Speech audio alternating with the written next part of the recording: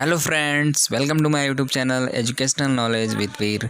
तो हम महत्वपूर्ण विज्ञान के प्रश्न देखेंगे जो कि सभी परीक्षाओं के लिए उपयोगी है। एक बार ज़रूर देखें, बहुत ही महत्वपूर्ण है। चलिए प्रारंभ करते हैं। जो है एडवर्ड जेनर जी ने किया है। चेचक जो है एक बहुत ही एक प्रकार का बीमारी है जो अक्सर जो आपका जिसको हम लोग चिकन पॉक्स, स्मॉल पॉक्स जिसको बोलते हैं, उसके अंदर रहते हैं। तो इसका टीका जो है लगता है बच्चों को। तो उसका आविष्कार जो है एडवर्ड जेनर जी ने किया है। अगला है कि शरीर में कुल हड्डियों की संख्या कितनी होती है। तो सभी लोग जानते हैं कि 206 होती है, 206। शरीर की सबसे लंबी अस्थि है फीमर, यानी जांघ की जो है सबसे वो लंबी अस्थि मानी जाती है। शरीर में सबसे जो मजबूत हड्डी है वो जबड़े की हड्डी होती है। शरीर में जो सबसे मजबूत हड्डी होती है वो कौन सी हड्डी होती है? जबड़े की हड्डी जो है सबसे मजबूत हड्डी होती है। यहाँ पे देखिए, कभी भी कोई पूछता है कि शरीर में सबसे मजबूत हड्डी कौन सी है, तो जबड़े की हड्डी जो है सबसे क्या होती है? मजबूत हड्डी होती है। ठीक है। अगली बार आता है कि हृदय जो है 1 मिनट में कितनी बार धड़कता है। तो मनुष्य का जो हृदय जो है 72 बार, एक मिनट में जो है 72 बार जो है उसका जो है हृदय जो है धड़कता है। एक मिनट में 72 बार धड़कता है। अगला प्रश्न है कि खून का रंग लाल होता है, क्यों होता है? तो ये जो है कारण है हीमोग्लोबिन के कारण। हीमोग्लोबिन जो है आपके ब्लड में क्या है? प्रेजेंट होता है, जिसके कारण जो है उसका रंग जो है रेड कलर का होता है। अगला है कि हीमोग्लोबिन जो है यौगिक है, यानी किसका मिश्रण है या कंपाउंड है? तो ये जो है प्रोटीन का है। किसका है? प्रोटीन। याद रखेंगे।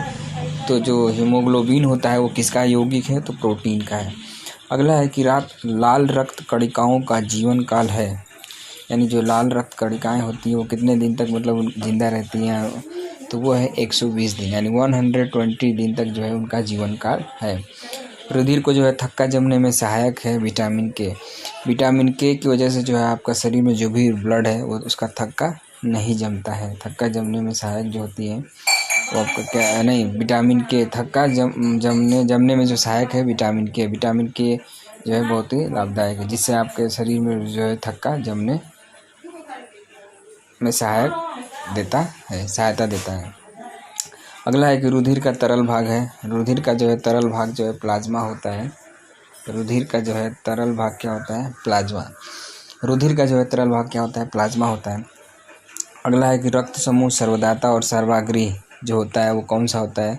तो देखिए, ओ जो होता है वो सर्वदाता होता है। वो जो है ओ ब्लड ग्रुप किसी को ब्लड दे सकता है, किसी को भी ब्लड क्या कर सकता है? वो दे सकता है। ठीक है। और वो जो है वही का लेगा। लेकिन सर्वाग्राही कौन होता है, यानी किसी का कौन सा है जो है ब्लड ग्रुप है जो किसी का भी ब्लड ले सकता है? तो वो ए बी जो है, जिसका ब्लड ग्रुप ए बी होगा वो किसी का भी ब्लड को क्या कर सकता है? वो ग्रहण कर सकता है। अगला है कि पित्त उत्पन्न होता है, यानी पित्त किस में उत्पन्न होता है? तो यकृत में उत्पन्न होता है। याद रखेंगे, पित्त कहाँ उत्पन्न होता है? तो यकृत में उत्पन्न होता है। तो अगला है कि स्वास्थ्य मनुष्य का रक्तचाप होता है। तो याद रखिएगा, जो मनुष्य स्वस्थ होता है उसका जो ब्लड प्रेशर होता है वो 120/80 होना चाहिए। 120/80 है तो उसका जो है ब्लड प्रेशर जो है बिल्कुल वो स्वस्थ है, उसको स्वस्थ माना जाएगा। रक्त से अशुद्ध पदार्थों को अलग करता है, यानी ब्रिक किडनी जो है आपके क्या करता है? रक्त को क्या करता है? अलग करता है। आपके रक्त को क्या करता है? रक्त के जो अशुद्धिकरण होते हैं, जो भी अशुद्ध पदार्थ होते हैं उसको क्या करता है? वो अलग करता है।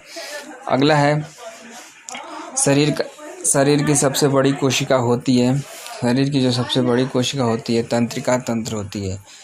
जो शरीर की सबसे बड़ी कोशिका होती है वो क्या होती है? तंत्रिका तंत्र होती है। ठीक है। अगला है कि हाइड्रोफोबिया संबंधित है। तो हाइड्रोफोबिया जो है आपका कुत्ते काटने से संबंधित है। कुत्ते के काटने से जो है हाइड्रोफोबिया जो है संबंधित है। याद रखेंगे। वायरोलॉजी संबंधित है किससे? विषाणुओं के अध्ययन से। वायरोलॉजी में जो है वायरस का स्टडी ऑफ वायरस किया जाता है। वायरोलॉजी जो है किससे संबंधित है? Study of virus. खून का थक्का नहीं जमता है तो हीमोफीलिया रोग में जो है खून का थक्का किस में नहीं जमता है? तो याद रखेंगे, खून का थक्का जो है हीमोफीलिया रोग में नहीं जमता है। अगला है कि आपके दो डिजीजेस हैं जो कि ट्रैकोमा एंड ग्लूकोमा रोग किस रोग से संबंधित हैं?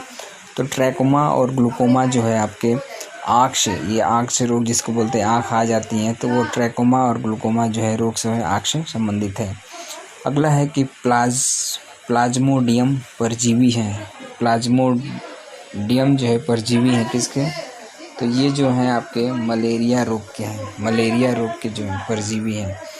प्लाज्मोडियम परजीवी जो है मलेरिया रोग के हैं।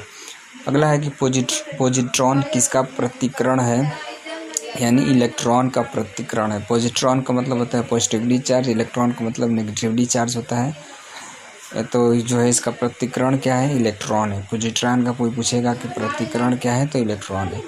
जड़ों के रूपांतरण का उदाहरण, यानी कौन से जो है आपके जड़ के मतलब जड़ के रूपांतरण है, यानी जड़ वाले पौधे कौन से होते हैं, तो इसको याद रखेंगे। आपके मूली हो गया, गाजर हो गया, शकरकंद हो गया, ये सब क्या है आपके जड़ के रूपांतरण है। तने के रूपांतरण वाले कौन से हैं, तो जो तने से होते हैं वो आलू है, अदरक है और क्या आपका प्याज है।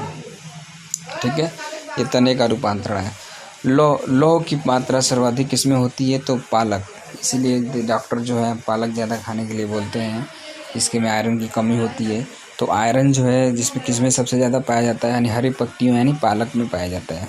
ठीक है, अगला प्रश्न है कि शरीर में खून की मात्रा होती है, खून की मात्रा कितनी, एक मनुष्य में, एक स्वस्थ मनुष्य शरीर में कितनी ब्लड जो है कितनी मात्रा में पाई जाती है, तो 5 से 6 लीटर की मात्रा में पाई जाती है।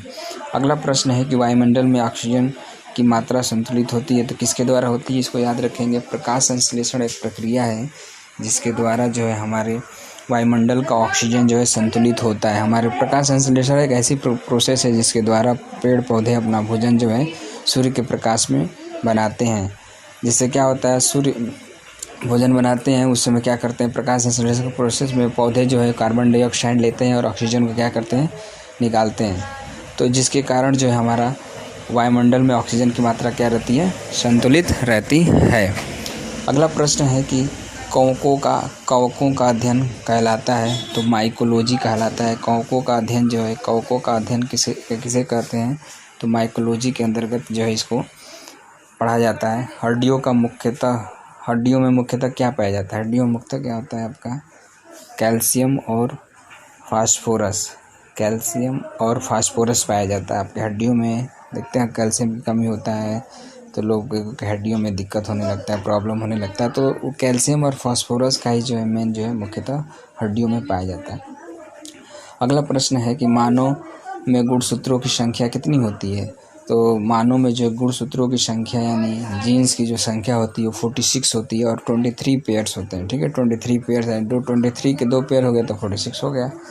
अगला है कि रक्त कणिकाओं का निर्माण होता है, तो कहाँ पे, अस्थि मज्जा में। इसको याद रखेंगे, रक्त कणिकाओं का जो है निर्माण कहाँ होता है, तो अस्थि मज्जा में इसका निर्माण होता है। ठीक है, अगला प्रश्न है कि इंसुलिन जो है शरीर में बनती है, तो इंसुलिन जो है शरीर में कहाँ बनती है, तो ये बनती है आपका अग्नाशय में। ये बनती है इंसुलिन जो है कहाँ बनती है, आपके शरीर में अग्नाशय में बनती है। इसको याद रखेंगे, अग्नाशय द्वारा इंसुलिन का निर्माण जो है शरीर में होता है। अगला प्रश्न है कि पिट्यूटरी ग्रंथि पाई जाती है, तो पिट्यूटरी ग्रंथि कहाँ पाई जाती है, याद रखेंगे मस्तिष्क के अंदर जो है पिट्यूटरी ग्लैंड जो है पाई जाती है। पिट्यूटरी ग्लैंड जो है मस्तिष्क के अंदर पाया जाता है। अगला है कि 2 प्रमुख वंशानुगत रोग जो होते हैं, एक वर्धांत होता है, एक हीमोफीलिया। वर्धांत वही है जिसको बचपन से नहीं दिखाई देता है। तो कुछ इस प्रकार के रोग होते हैं जो बचपन से ही होते हैं। तो इन सब चीज़ों को आप याद रखेंगे। ये कुछ महत्वपूर्ण प्रश्न हैं, इन सबको आप लोग याद रखेंगे। अक्सर ये एग्ज़ाम्स में पूछे जाते हैं और ये सारे प्रश्न बहुत ही महत्वपूर्ण हैं।